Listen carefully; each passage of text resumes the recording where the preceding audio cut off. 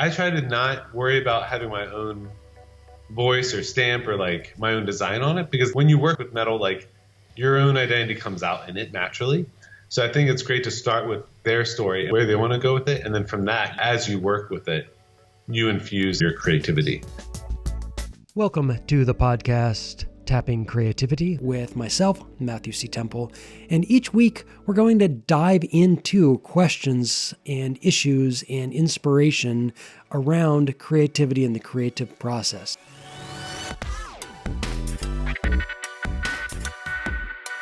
Hey, welcome to this week's episode of Tapping Creativity. And this week, we're going to be talking to an artist type that we have never had on the show before. Nevins-Alderfer is a metalsmith, a jeweler, an artist, and a craftsman who works in Brattleboro, Vermont.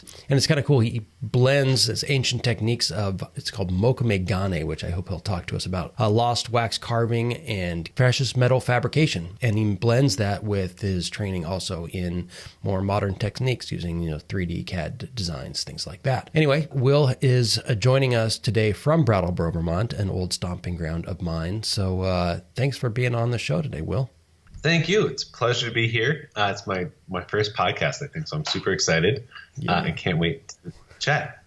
Perfect. So Mokame gane, let's go ahead and just start right there. Awesome. Yeah. So Mokame is one of our favorite techniques we love working with. It is a ancient Japanese technique, kind of developing similarly with Damascus steel. But uses, unlike steel, it uses non-ferrous metals, so copper, silver, gold, things like that. And basically, you take a number of these layers. You need to clean them really well so they fuse and stick together. And then you clean them really well, stack them up. Once you have them stacked, you put them in these steel plates that compress them even further. You stick them in a kiln to heat up. And basically, you're fusing the metals together. So it's not quite a weld. It's not quite a solder. But there's eutectic bonds. So all the little molecules next to the layers are jumping over and forming, basically fusing the layers together. So after you put it in the kiln, you can take it out. It's fused together in a billet.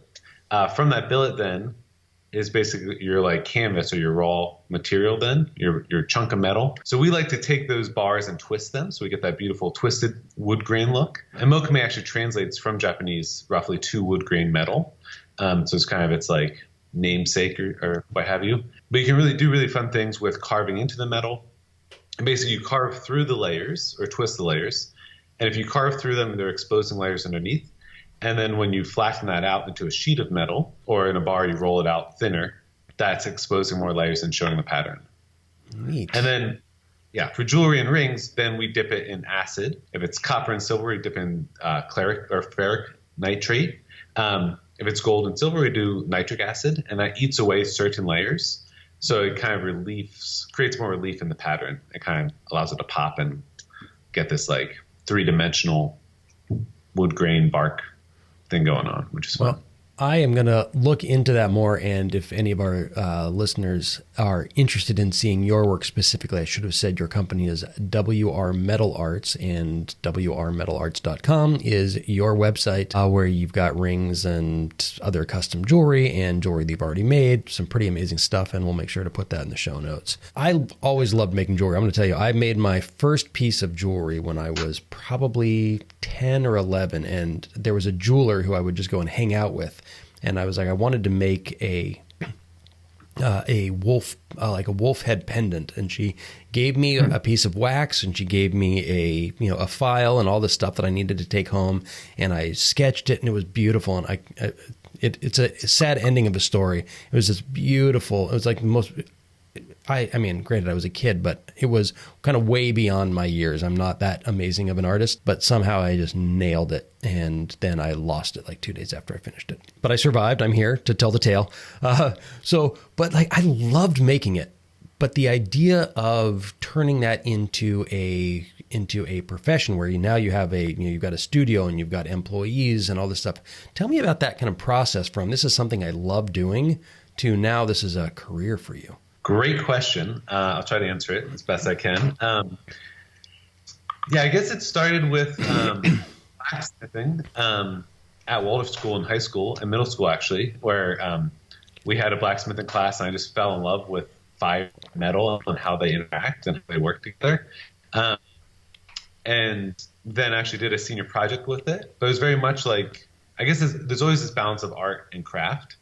The craft of like learning the technique and really learning the skills, and a lot of that is muscle memory and just doing it over and over again. I remember in blacksmithing, we did it similarly in silversmithing when I was at Earlham College. It's just like take a bent piece of metal and like with a hammer make it straight. So you just learn all these techniques of how to forge and move the metal, and you're learning the plasticity of metal almost, and how it moves, what to expect, things like that. And then that can translate into when you make jewelry, into when you make hollowware vessels, anything you want to do with metalwork. So it's like taking that craft, learning the muscle memory, learning the skills, but then the art comes in and like, what are you trying to say with this? What are you doing with it? Where are you going in your life? What are you trying to express? And sometimes those are not perfectly balanced. And I find that's always kind of a fun thing to be gentle with ourselves with, of like, okay, I'm feeling more conceptually based right now, or I just need to hammer some stuff and that's all I can do right now. For a long time, I just kind of did it on the side while I had other jobs. And it wasn't until we moved to Vermont when I did it full time. So that whole time was very much me kind of always balancing those two things within metalwork. When we launched Metal Arts full time, and it was just me, and then my co-parent Rosie joined as well. And then we started hiring employees. That first transition, it was like very much, it wasn't just about metalwork anymore. It was that art and craft applied to something less tangible and like applied to creating the business itself. So it took me a number of years to realize that that's what was also going on. So I think that's, reflecting on it now, it's helpful to know that like part of that was building the muscle memory of like, how do I keep bookkeeping records? How do I manage inventory? How do I keep producing new pieces and talk to clients and all that kind of stuff? So it's kind of fun using those things in the business as a creative endeavor and parallel with metalwork, I guess. Right. You mentioned something that I think is so common for artists or creatives, is that you did it sort of on your free time while you had other jobs. And at some point you were actually able to make that jump. That's probably for some of us, it's a scary jump. For some of us, it just slips right in. And I guess sometimes it can be a sort of a combination. How was that transition for you? It definitely took a long time for me. It was a big jump. I think imposter syndrome is something I've always kind of danced with, let's say.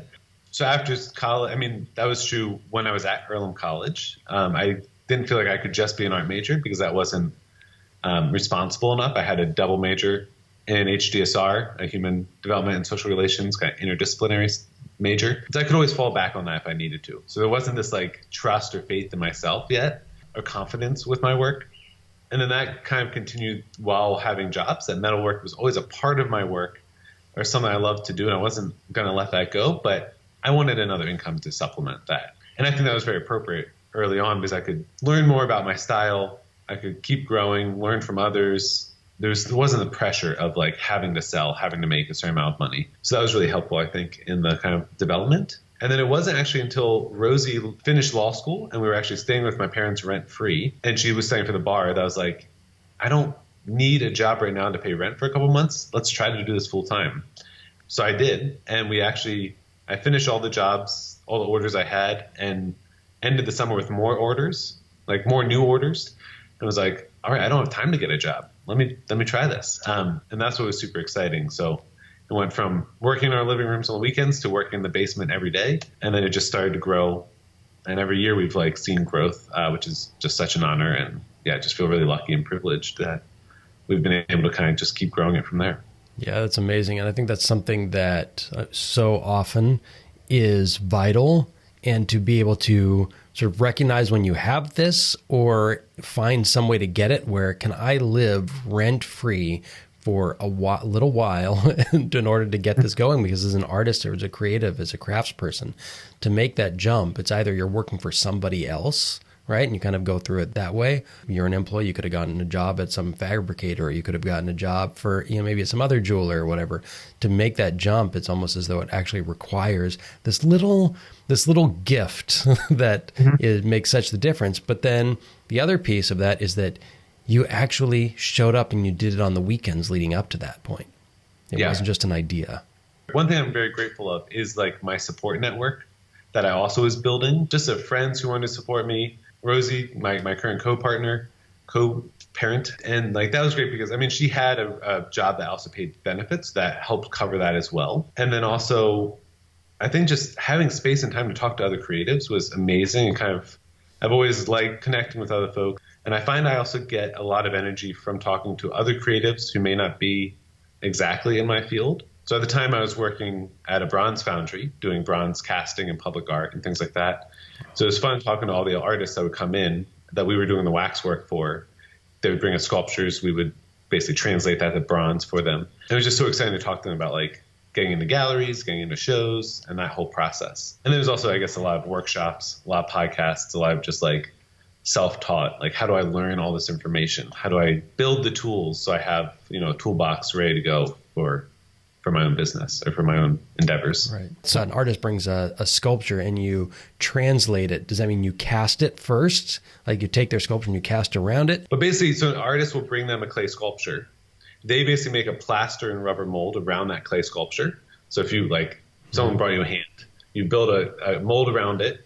And then you would, once that's cured and is ready to open up, you open it up and you have all these pieces that you can then pull the clay out of, put the mold back together, and you have a perfect vacuum of where that was.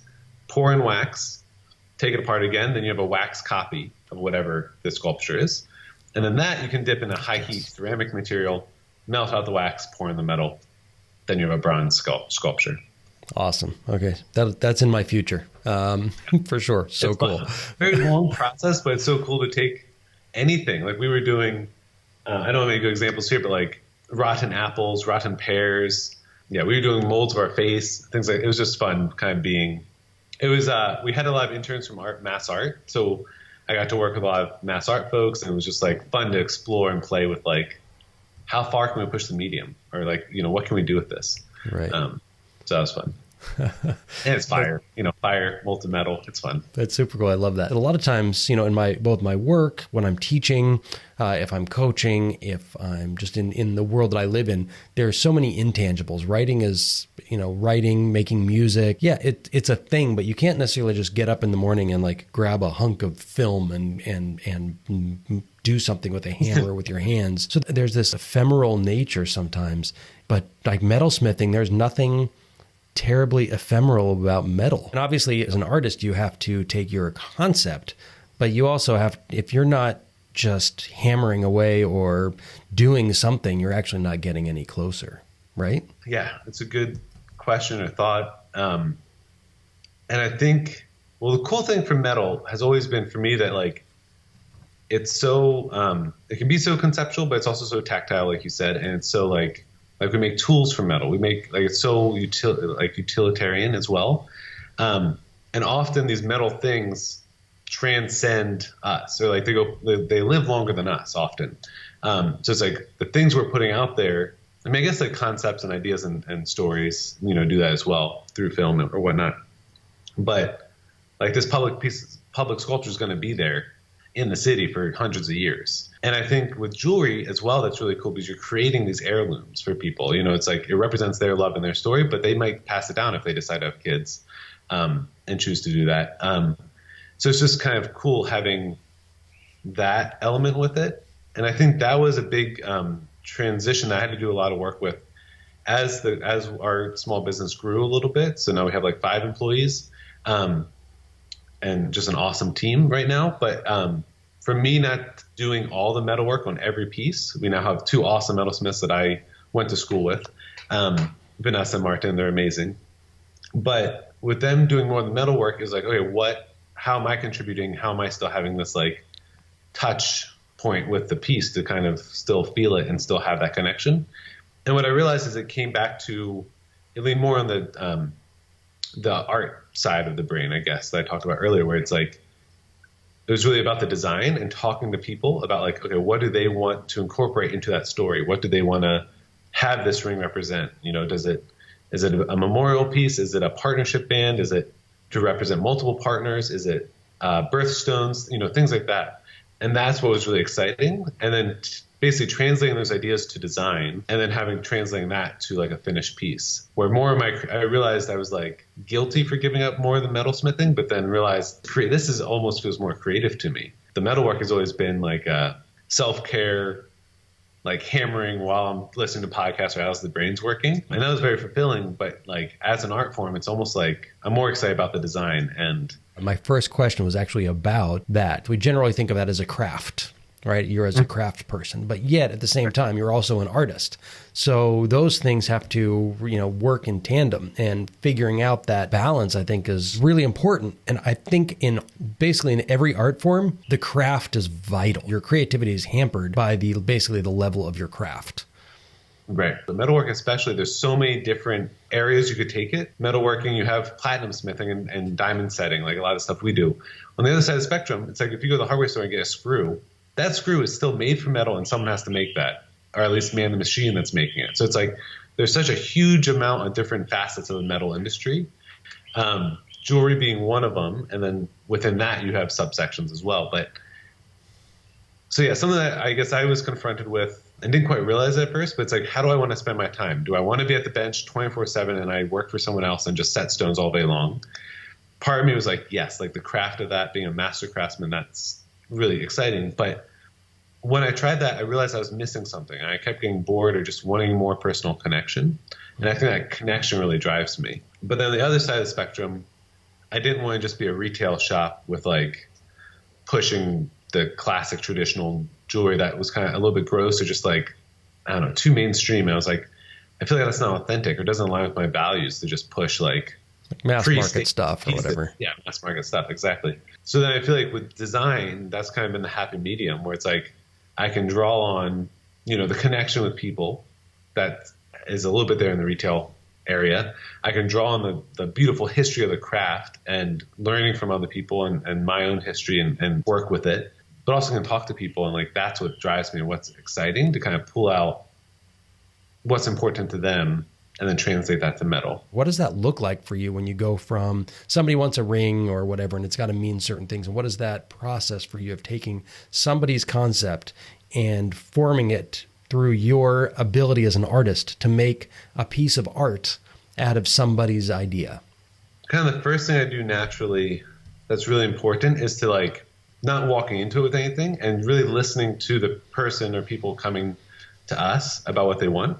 And we have like ways of asking questions that we can get the information we need, but really it's about hearing what's important to them. If someone comes to us, let's say a ring project, or they're looking for a partnership band, we won't use engagement ring unless they use that word first, because language is like so important. We want to hear from them what language they're using around with the project and how do they refer to each other. Well, really, what are these objects symbolizing? Is it partnership? Is it love? Is it a child? Things like that. And then from there, that's just like the first moment. We always want it to be a very emotional process, which it will be, but they're all are. So everyone has a budget. So that's a real thing. When I made my red wedding ring, that was a thing. I luckily was making it, so I wouldn't have been able to afford my own work at the time. So budget's a real thing. Time frame is a real thing.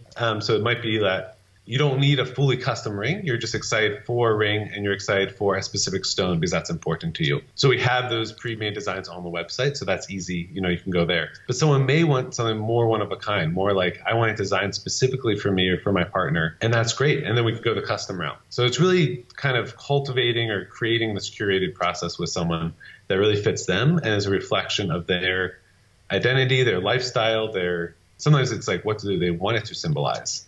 Who do they want to be when they wear that ring? Your past, but also possibly your future. Neat. And I kind of like that, when you just said the language is so important, that when you allow that to come in, that's going to impact your thinking as the craftsperson and as the artist. I can only imagine that if you start with the language or you try to interpret their story too early, you're putting yourself on it. as opposed to pulling them. And that's now, I mean, what you have inside of you, it's like, you know that, and that's cool. But when someone else brings something, now you have to interpret it. Now you have to take their language and you actually have to build this from them. You're going to come up with stuff you never would have come up with if you were just going back to the same old well, right? Yeah. Yeah. And I think I try to not worry about having my own voice or stamp or like my own design on it, because when you work with metal, like your own identity comes out in it naturally.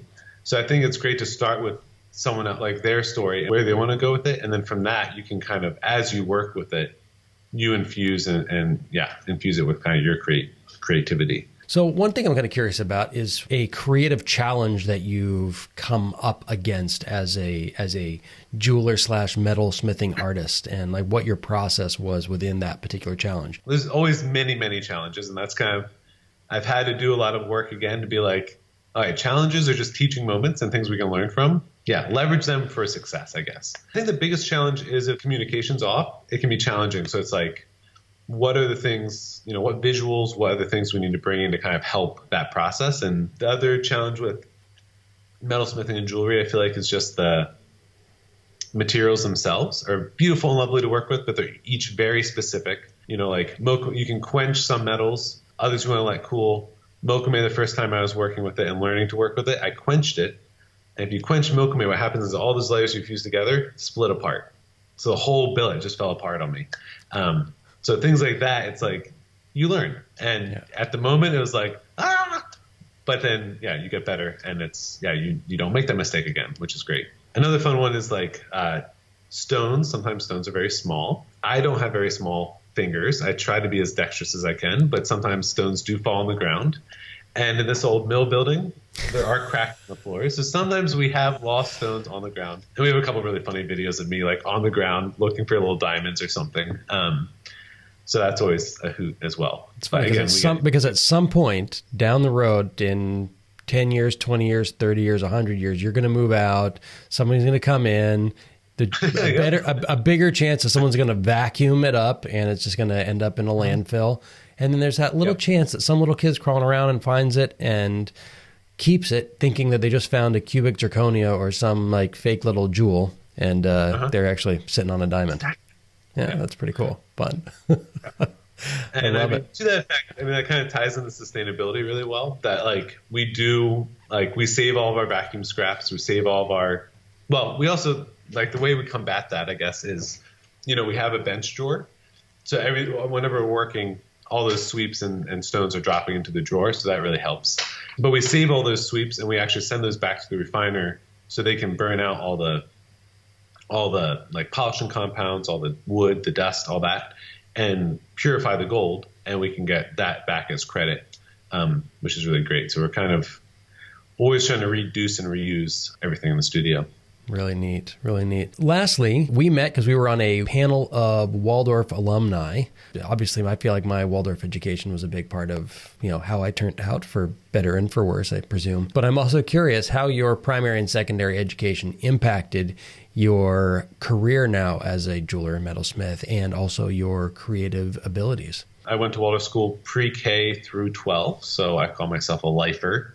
And that very much informed my, I think, artistic endeavors and like freedom to really express myself through different media. I would say Waldorf gives you like a wide breadth of information and kind of the skills, not any specific skill to like go do something specific, but it gives you the tools to do whatever you want or to like learn new things. So I feel like, Waldorf education really helped with that, of like allowing me to follow my dreams. And even I didn't quite know what they were yet. And that's what was really magical.